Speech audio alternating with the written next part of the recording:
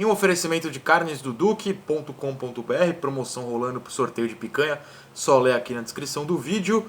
Esse é o Vim de Santos, eu sou o Felipe Noronha, e em vez de fazer comentários táticos sobre Santos 1 Vasco 2, a classificação do Santos às oitavas de final da Copa do Brasil, como eu não tenho aqui em Santos como colocar imagens no fundo e tal, eu vou propor uma outra discussão sobre a controvérsia que nos comentários, nas análises de jogo, tanto aqui no canal como em outros lugares, a gente teve sobre essa partida. Antes disso, eu queria pedir desculpa a quem acertou. Fiz uma brincadeira ontem no Instagram, tem um novo negócio de teste, né? E o pessoal reclamou que acertou e não ganhou o salve meu. É que eu pensei que aparecia automático pra mim quem acertasse. Não, tinha que mandar o print, eu descobri depois. Sou meio burro, né, com rede social, essa coisa de jovem. Eu sou idoso, não saquei que era assim que funcionava. Quando eu brincar de novo, prometo que peço, mandem o print, quem mandar o print ganha o salve. Se você não ganhou e acertou, mil desculpas, fica o meu abraço a vocês. Vamos lá. Controvérsias. O Santos jogou mal? O Santos jogou bem? Bom porque classificou? Preferia que tivesse jogado bola? Calma aí, deixa eu tomar um gole do meu café. Agora sim, cafezinho para me acalmar, porque papo sério. Muitas opiniões divergentes nos comentários, pessoas se xingando, pessoas me xingando, aí eu perco a cabeça que fui xingado, aí o pessoal reclama que eu perdi a cabeça, mas ser xingado não é fácil. E aí em outras redes sociais o pessoal xingando uns aos outros porque pensa uma coisa, o outro pensa outra, e tudo que eu vou pedir é, calma, vamos ponderar o que aconteceu, ponderar o futebol, pensar o futebol, que acima de tudo o que eu penso é o que eu prego aqui no canal. Vamos pensar o futebol com tranquilidade, ponderando possibilidades. Nada é 100%, nem minhas opiniões. Erro também. Você que está comentando, você erra também. Sampaoli erra também. Ele coloca o Yuri em campo, pense nisso. Todo mundo erra, todas as possibilidades, todas as coisas existentes tem mais de uma possibilidade certa. Não se ganha o futebol de um jeito só. E a gente vai discutir aqui baseado em frases que eu recebi no canal, não vou falar o nome de ninguém, claro, não quero expor ninguém, jamais faria isso, ou frases que eu recebi no Instagram, no Twitter, comentários que vocês fizeram e outras pessoas fizeram e que eu senti que dá pra se discutir em cima delas, ponderando e não cravando, porque cravar nunca é o certo no mundo do futebol. Eu critiquei ontem a arbitragem da partida, que na minha opinião sigo com a opinião foi muito fraca, mas eu recebi uma mensagem de um árbitro, não é do futebol profissional, é um árbitro de outras categorias, no Instagram, não vou citar o nome, claro, respeito, discordei veementemente do que ele falou, mas respeito, e reclamando de que eu falei, falando que eu fui infeliz ao criticar a arbitragem. Já chegou como ofensa, o que eu acho errado. Não poderia falar, Felipe, eu acho que você errou por xxx. Não, prefiro falar, você foi infeliz e você não pode... Não, não é assim, ninguém vai me pautar, né? Vamos conversar de forma educada. E eu vou discordar. O árbitro teve uma atuação fraca, o Bandeirinha foi corajoso e anulou o gol no finalzinho, e a expulsão do Sampaoli é mais do que se o Sampaoli reclama muito ou não. Você consegue entender o que o Sampaoli está falando? Porque ele está berrando em espanhol, o espanhol do Sampaoli não é fácil de entender. Então a gente não pode julgar ele está reclamando muito, ele está falando muito. Pode ser com o próprio jogador, e se ele está falando com o próprio jogador, o árbitro não tem que comentar nada. Outra, essa regra da CBF é estúpida. Ah, e tem a área técnica. Pra mim o técnico não tinha nem que estar lá embaixo. O técnico tinha que ficar em cima, que é onde você enxerga a tática e a movimentação do jogo. Você tá ali embaixo, você enxerga paralelamente, você não enxerga tática alguma, é um péssimo posicionamento. Então vou me dar o direito sim de falar que todo árbitro nesse ano reclama do Sampaoli com 20 minutos de jogo mais ou menos, e o de ontem contra o Vasco foi o primeiro, foi lá e expulsou. Mas os outros árbitros falam tanto quanto, a diferença é que como em português o árbitro não vai lá aparecer, porque sabe que ao reclamar com o Sampaoli vai ser filmado, vai ser glorificado. Chato, reafirmo o que eu disse, a arbitragem foi chata e ela sim foi infeliz em São Januário. De qualquer maneira, é um ponto a se discutir. Mas não adianta cravar uma coisa, cravar outra. Na minha opinião, eles gostam de aparecer sim. E é só uma opinião, não estou ofendendo ninguém ao falar isso, diferentemente do árbitro que veio falar comigo. Uma pena. Vamos lá, ponderações. Eu recebi a seguinte mensagem, não literalmente, mas a aspa é parecida. Felipe, eu não acredito que você está defendendo a classificação do Santos sobre o jogo apresentado. Fechou a aspa, vamos pensar. Eu estou feliz que o Santos classificou. Imagina se o Santos dá 50 chutes ao gol contra o Vasco e toma 2 de bobeira e está eliminado. 3, né? Teria que ser 3-0. Ou cai nos pênaltis, enfim. Vocês não estão falando, jogar pra frente não adianta nada. Você defende jogar bonito, mas tá perdendo tudo. Aí o Santos classificou, você tá elogiando que se classificou. Gente, é outro, né? Não dá pra reclamar de tudo. O Santos não teve uma partida pavorosa. Sabe por quê? Porque o Santos não jogou com 2 linhas de 5 dentro da área defensiva. O Santos atacou, o Santos propôs o jogo. O Santos jogou mal dentro da proposta ofensiva. Entendeu? Não existe só jogar mal retrancado, só jogar bem no ataque. Você pode jogar no ataque jogando mal, que foi o que aconteceu com o Santos ontem. Não acho nem que foi tão mal, mas assim, não foi num padrão que se estabeleceu para o Santos, que me desculpa, a gente vai até chegar nisso daqui a pouco, o Santos vai seguir oscilando. São 4 meses de trabalho com jogadores que até dezembro estavam mal. Enfim. Existe o jogar bem na defesa, existe o jogar mal no ataque.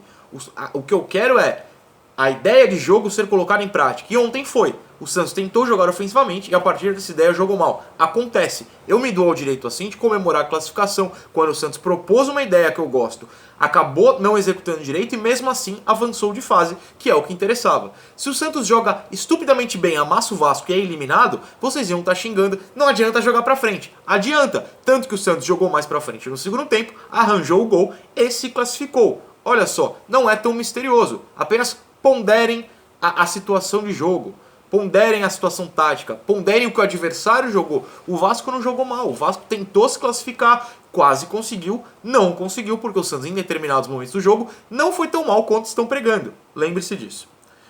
Outra frase. Todos os jogos fora de casa esse ano no mata-mata, o time foi horrível, irreconhecível. Primeiro que isso é mentira, porque o Santos foi bem contra o Red Bull em Campinas, jogando em uma outra proposta. O Santos não ganhou porque não precisava ganhar. Ontem não foi tão mal assim. Foi mal sim contra o Corinthians, foi mal sim contra o Atlético Goianiense. Jogamos fora na Copa do Brasil contra o Altos do Piauí, no mata-mata não foi mal também. Mas o adversário não importa, o Santos não jogou mal fora de casa aquela partida. Mas o trecho que me interessa é esse final. O time foi horrível e irreconhecível. Não foi horrível. 2, o que é ser reconhecível no Santos hoje? Porque o Santos é um time com um trabalho de 3 meses e meio, com um técnico novo, com jogadores nem tão novos assim. Os jogadores que são novos não tiveram a pré-temporada. Os jogadores que tiveram a pré-temporada, ano passado, jogavam muito mal. Ou seja, um processo de evolução. O time irreconhecível é porque você acha que vai ser sempre no topo, porque não vai ser. Esse time não tem um padrão ainda estabelecido. É um time que está tentando encontrar esse padrão. Vai jogar mal bastante, o brasileiro inteiro. Vai jogar bem bastante, outra boa parte do brasileiro. Vai jogar mal na Copa do Brasil, vai jogar bem na Copa do Brasil. Como foi contra o Vasco. Jogou muito a primeira partida, não jogou nada na segunda. Segundo, o que vocês, muitos de vocês, né, não vamos generalizar, estão falando.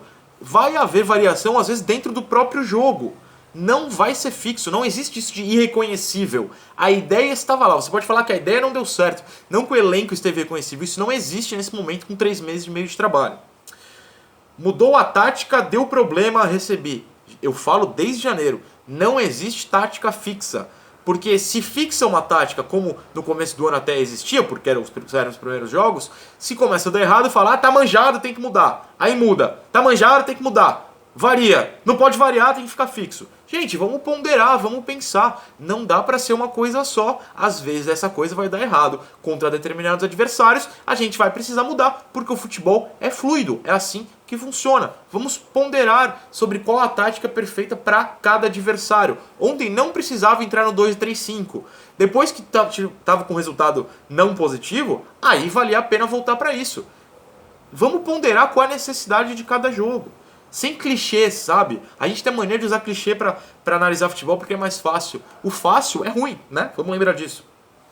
Outra frase. O Santos está inconstante. Uma hora joga bem, outra joga mal. Sim, porque estamos em abril. Todos os times do futebol brasileiro, uma hora jogam bem, outra hora jogam mal. O Galo, super Galo. Oliveira tá fazendo gol a rodo, eliminado na primeira fase da Libertadores.